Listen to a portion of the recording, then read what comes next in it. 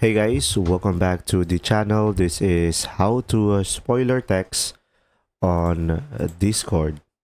So to do this process, first is you can just simply go ahead and open up the Discord application into your device or into your Windows, of course. And now guys, in order for you to do a spoiler, I have two methods.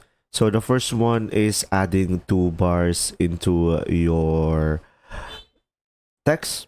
And once you have added two bars, you just simply go ahead and provide the text that you are wanting to have a spoiler and provide the two bars again.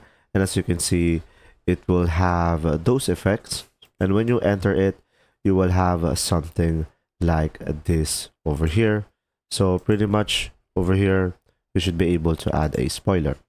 Now another option is you could go for slash spoiler. As you can see over here, we have the commands matching spoiler and just simply provide your message over here. And as you can see, it will look something like this. And when you click on it, will show. If you found this video helpful, please like and subscribe. And if you have any questions, just simply go ahead and comment down below, and we will do our best to answer them all. And see you in the next video.